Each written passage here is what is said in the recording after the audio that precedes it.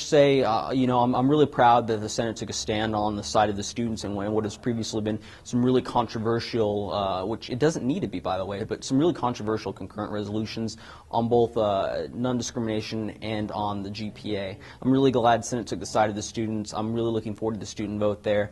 I am disappointed in Senate in the fact that, two of the really pressing issues that both sides of the aisle agreed on, it isn't looked at that way anymore, but the one Tech Raiders United and across the board seniors within SGA all agreed on that we needed some judicial reform here, that we needed some reform when it comes to the autonomy of SGA.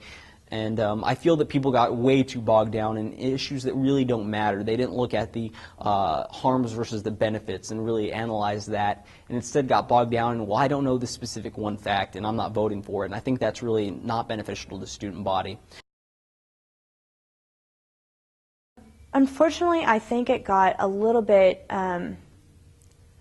misunderstood, and maybe that's our fault for not introducing it right or defending it right. I'm not sure, but I know the purpose of that Constitution is to protect the integrity, which it was said, for the opposition used the word integrity, but I would use the word integrity saying that we need to make sure that the people that are on our Supreme Court are not biased. And to me, biased would mean that those justices, having served on the legislature before, have voted on legislation and have made their opinion known. They are obviously biased. Every record that we take, every vote is recorded. It's all public knowledge.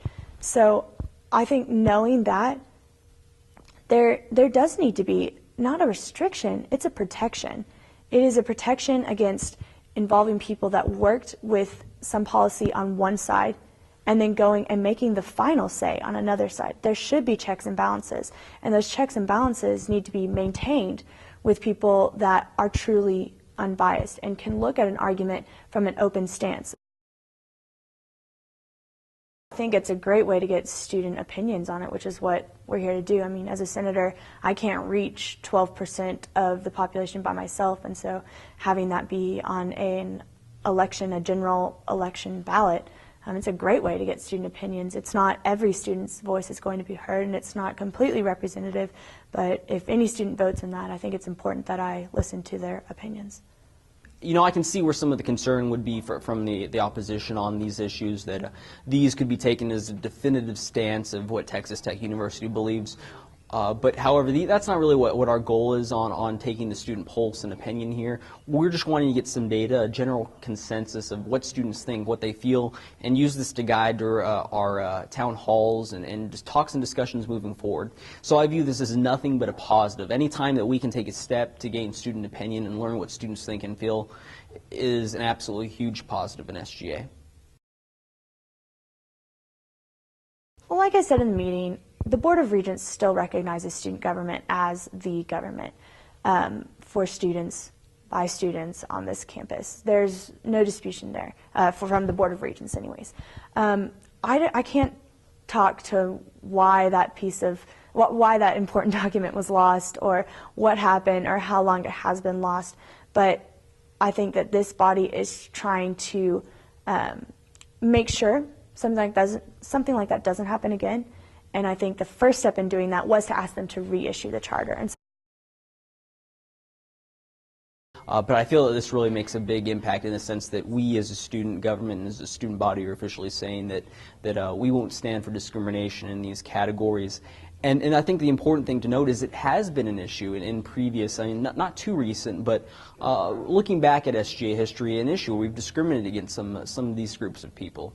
And I think we're beyond that. I think that the history will show that we've taken the correct steps and actions here to defend those categories which shouldn't be suffering any type of discrimination. We should just evaluate people for their actions and who they are, and focus on those things instead of these qualities. So I'm really proud of the Senate. I'm looking forward to what the student body has to say on that, and I'm really optimistic. Honestly, I think in regards to a couple things that were said tonight, specifically in regards to the media, student government wants any media attention capable. We're just trying to find a way to really protect our senators as well as our students from not sending out information that could be misleading or misinformed.